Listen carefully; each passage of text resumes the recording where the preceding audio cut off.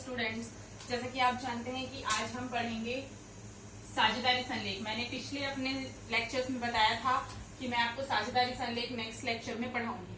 ठीक है, तो हम पढ़ेंगे आज का लेक्चर 3rd, जिसमें मैं आप लोगों को पढ़ाऊंगी साझेदारी संलेख। अब सबसे पहले ये जान लेते हैं कि साझेदारी संलेख होता क्या है। साझेदारी संलेख से हम ये समझ सकते हैं कि ये एक तरह का अनुबंध है या फिर एक तरह का ठहराव है या फिर एक तरह का समझौता है या फिर इसे एक तरह का करार, इन 4 नामों से पुकारा जाता है। ठीक है, साझेदारी संलेख वह अनुबंध या वह ठहराव या वह समझौता या वह करार है जिसमें साझेदारी को चलाने के सभी नियमों एवं शर्तों के बारे में लिखा जाता है। क्या लिखा रहता है इसमें? साझेदारी को चलाने हेतु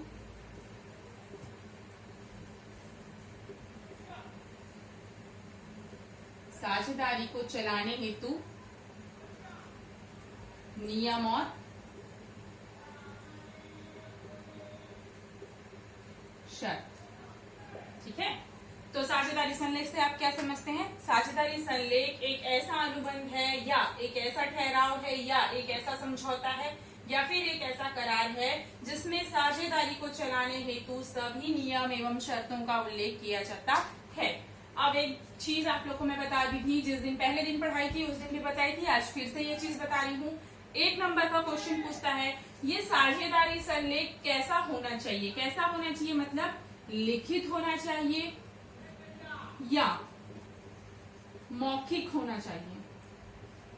तो मैं आपको बता दूं स्टूडेंट्स कि ये लिखित या मौखिक कुछ भी हो सकता है। जरूरी नहीं है कि आपका साझेदारी संलेख जो हो वो लिखित में मतलब लिखा हुआ हो। हम बोलकर भी साझेदारी समझौता कर सकते हैं। ठीक है, तो ये 1 नंबर का क्वेश्चन है कि ये लिखित होता है या मौखिक। तो ये लिखित या मौखिक कुछ भी हो सकता है। दूसरा, एक और चीज आपको बताती हूँ, साझेदारी समझौते का होना अनिवार्य नहीं है। अनिवार्य नहीं है। अब आप पूछोगे मैडम ये अनिवार्य क्यों नहीं है, तो मैं आप लोग को बताना चाहती हूँ ये अनिवार्य इसलिए नहीं है क्योंकि कुछ साझेदार जो होते हैं वो साझेदारी संलेख बनाते हैं। अगर साझेदारी संलेख नहीं बनाया जाता तो फिर साझेदारी अधिनियम में आप लोग को बताई थी पहले दिन 1932 साझेदारी अधिनियम जो है वो कानून द्वारा बनाया गया है। उसका जो सन है वो 1932 है। 1932 में साझेदारी अधिनियम बनाया गया था जिसमें साझेदारी को चलाने से संबंधित सभी नियम लिखे गए हैं। अगर आप साझेदारी संलेख नहीं बनाते हैं तो आपको 1932 अधिनियम के सभी प्रावधानों को फॉलो करना पड़ेगा। ठीक है, तो साझेदारी संलेख इसीलिए अनिवार्य नहीं है, बनाया भी जा सकता है और नहीं भी बनाया जा सकता। ये ऐच्छिक है, ऐच्छिक। याद रखिए 1 नंबर का क्वेश्चन पूछता है साझेदारी बनाना अनिवार्य है या नहीं, तो आप बताएंगे कि साझेदारी बनाना अनिवार्य नहीं है, ये ऐच्छिक प्रावधान है। आप बना भी सकते हैं और नहीं भी बना सकते। चलिए अब मैं आपको बताती हूँ कि साझेदारी संलेख अगर आप बनाते हैं तो क्या होता है, उसमें क्या क्या चीजें लिखी जाती है। तो उसमें ऐसे तो बहुत सारी चीजें लिखी जाती है बच्चों, लेकिन जो मुख्य चीजें हैं वो मैं आपको बता देती हूँ और मैं आपको इसको याद करने का तरीका बता रही हूँ। अगर आपसे पूछता है कि साझेदारी संलेख में किन चीजों को लिखा जाता है तो आप इसको बहुत सरल तरीके से याद कर सकते हैं। मैं आपको एक एग्जाम्पल के साथ बता रही हूँ कि आप इसको कैसे याद कर सकते हैं। देखिए, सबसे पहले अगर आप स्कूल में एडमिशन लेने आए हैं तो मैं आपसे क्या पूछती हूँ, आपको एक फॉर्म देती हूँ, उसमें मैं जो जो जानकारी आपसे पूछती हूँ वो जानकारी यहाँ पे साझेदारों से भी पूछा जाता है। तो आप साझेदार से क्या पूछ लेंगे? उनका नाम। सबसे पहली बात है नाम। इस साझेदारी संलेख में साझेदारों के नाम लिखे होते हैं।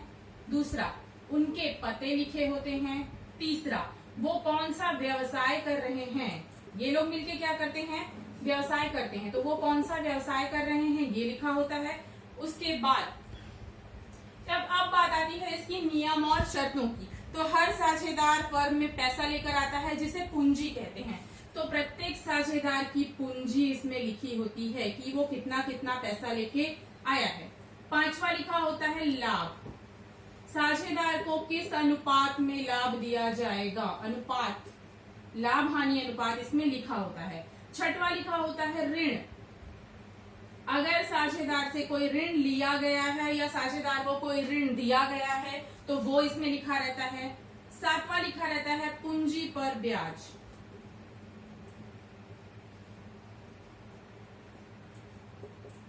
पूंजी पर ब्याज, एक चीज आप लोग को बता देती हूँ, साझेदारी संलेख में जब तक पूंजी पर ब्याज नहीं लिखा जाएगा तब तक पूंजी पर ब्याज नहीं दिया जाता है। इसीलिए अगर पूंजी पर ब्याज देना है तो लिखना पड़ेगा कि साझेदारी संलेख में आपको बताना पड़ेगा कि पूंजी पे ब्याज कितने प्रतिशत दिया जाए, प्रतिशत इसमें लिखा हुआ रहेगा।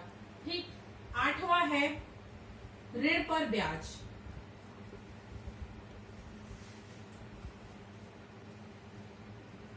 ऋण पर ब्याज कितना देना है ये भी इसमें लिखा जाएगा। नौवां है आहरण पर ब्याज।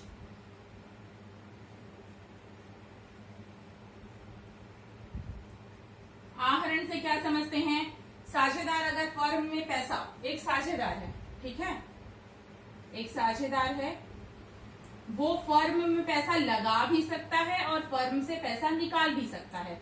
जब वो पैसा लगाता है तो उसको हम नाम देते हैं पूंजी, और जब वो पैसा निकालता है तो उसको हम नाम देते हैं आहरण।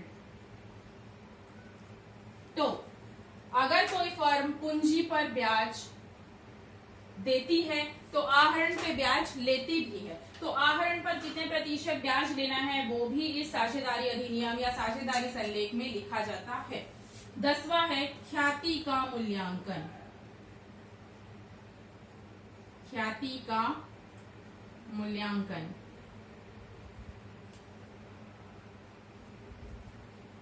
ख्याति का मूल्यांकन अगला चैप्टर है। इसको पढ़ने के बाद आप जो चैप्टर पढ़ेंगे उसका नाम है ख्याति, ख्याति का मूल्यांकन। साझेदार जब कोई व्यवसाय आपस में चलाते हैं तो वो अपने आप में कुछ ख्यातियों को अर्जित करते हैं। तो उस ख्याति के मूल्यांकन की बहुत सारी विधियां होती हैं जो मैं आपको अगले चैप्टर में पढ़ाऊंगी। तो ख्याति के मूल्यांकन की कौन सी विधि होगी, कौन सी विधि, वो इसमें लिखा जाता है कि ख्याति का मूल्यांकन किस प्रकार किया जाएगा। इसमें 11वीं बात ये लिखी जा सकती है कि साझेदारी का समापन कैसे किया जाएगा।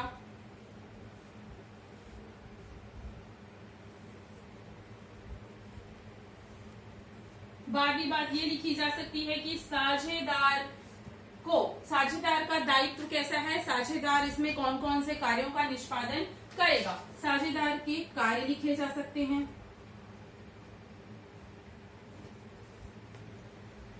साझेदार का वेतन,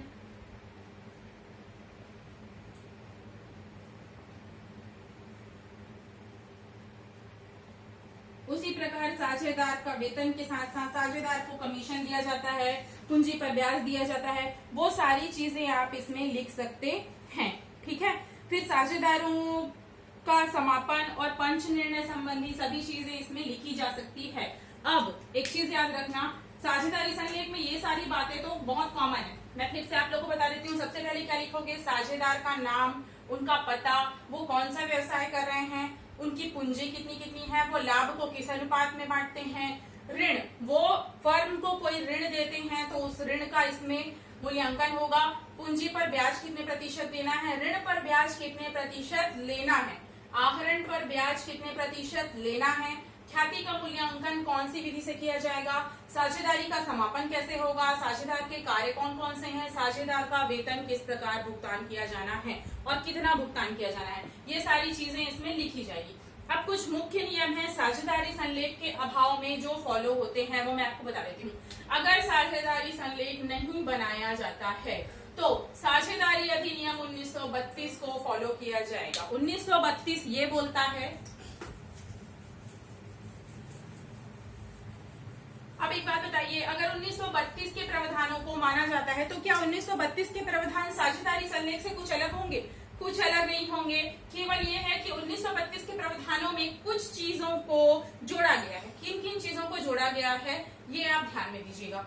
नाम तो आप लिखेंगे, पता आप लिखेंगे, व्यवसाय भी आप लिखेंगे, पूंजी भी आप लिखेंगे। लाभ के बारे में साझेदारी अधिनियम 1932 ये कहता है कि अगर किसी प्रकार का अनुपात नहीं दिया गया है तो लाभ को बराबर बराबर बांटा जाएगा। ये एक नियम है। ऋण के संबंध में साझेदारी अधिनियम 1932 ये कहता है कि यदि अतिरिक्त ऋण साझेदार देते हैं तो अतिरिक्त ऋण पर साझेदार को 6% ब्याज दिया जाएगा। ठीक है। पूंजी पर ब्याज, साझेदारी अधिनियम 1932 ये बोलता है कि अगर आपने साझेदारी संलेख नहीं बनाया है और पूंजी पर ब्याज उसमें नहीं बताया है तो पूंजी पर ब्याज नहीं मिलेगा, किसी भी कीमत में पूंजी पर ब्याज नहीं मिलेगा। आहरण पर ब्याज, आहरण पर ब्याज भी नहीं मिलेगा, ऋण पर ब्याज मिलेगा। ऋण पर ब्याज, और ये अतिरिक्त ऋण है, ऋण और अतिरिक्त ऋण, ठीक है, ये अतिरिक्त ऋण है। अतिरिक्त ऋण या ऋण पर ब्याज मिलता है, वो मिलता है 6% पर ईयर। ये जब साझेदारी संलेख नहीं बनाया गया तब की बातें बता रही हूं मैं, नहीं बनाया गया तब हम 1932 को फॉलो करते हैं, तो 1932 हमें ये सारी बातें बताता है। ख्याति का मूल्यांकन कैसे करना है ये फिर फर्म के साझेदारों के ऊपर डिपेंड करता है। साझेदारी का समापन कैसे होगा, यदि एक भी साझेदार की मृत्यु हो गई या साझेदार दिवालिया हो गया, मतलब अगर एक भी साझेदार नहीं रहा तो फर्म का समापन हो जाएगा। ठीक है। साझेदार के कार्य एवं कर्तव्य के बारे में हम बोल सकते हैं, जो उनकी विशेषता है वही साझेदारी अधिनियम 1932 बताता है। 1932 ये बताता है कि प्रत्येक साझेदार के कार्य ये है कि साझेदार को अपने कर्तव्य बराबर निभाने हैं। साझेदार जो है वो पुस्तकों का निरीक्षण बराबरी से कर सकता है। साझेदार को जो है मत देने का अधिकार बराबर होगा। साझेदार का वेतन, साझेदार के वेतन के बारे में 1932 ये बोलता है कि अगर आपने साझेदारी संलेख नहीं बनाया है तो साझेदार को किसी भी प्रकार का वेतन नहीं दिया जाएगा, ना ही कोई कमीशन दिया जाएगा, ना ही ऋण पर ब्याज दिया जाए, ना ही पूंजी पर ब्याज दिया जाएगा और ना ही आहरण पर ब्याज दिया जाएगा। दो चीजें हमेशा याद रखना कि साझेदार को केवल ऋण पर ब्याज दिया जाएगा और अतिरिक्त ऋण पर ब्याज दिया जाएगा। 6वें नंबर का पॉइंट और 8वें नंबर का पॉइंट आप बराबर याद रखिएगा। कितने प्रतिशत ब्याज देना है, 1 नंबर का क्वेश्चन पूछता है, ये 1 नंबर का एमसीक्यूज पूछता है कि आपको कितने प्रतिशत ब्याज देना है, तो आप उसका आंसर देंगे 6% ब्याज पर ईयर। ठीक है। इस प्रकार आज हमने पढ़ा कि साझेदारी संलेख 1932, साझेदारी संलेख न बनाने पर 1932 के प्रावधानों को माना जाता है। साझेदारी संलेख बनाने पर आप उसमें कौन कौन सी चीजें लिखेंगे और साझेदारी संलेख नहीं बनाने पर आप 1932 के किन किन नियमों को मानेंगे। और बहुत सारे नियम है, बहुत सारे नियम आपको जानने की जरूरत वैसे तो नहीं है, पर जितनी चीजें जरूरी थी वो मैंने बता दी है। साथ ही मैंने आप लोगों को बुक्स पीडीएफ जो भेजा है उसमें आप पढ़ सकते हैं और कौन कौन से साझेदारी संलेख नहीं बनाने पे और कौन कौन से नियम फॉलो होते हैं और साझेदारी संलेख बनाने पे और कौन कौन से कार्य किए जाते हैं। लेकिन जितना नेसेसरी था वो मैंने आपको समझा दिया है। इस वीडियो में इतना ही। अब नेक्स्ट वीडियो हम ये पढ़ेंगे कि साझेदारी लाभ नियोजन खाता, जो हम प्रैक्टिकल क्वेश्चन बना रहे थे, तो हम ये बताएंगे अब कि अभी तक हम लाभ को बराबर बराबर बांटते थे, अब हम ये सीखेंगे कि लाभ को अनुपात में कैसे बांटा जाएगा। Thank you.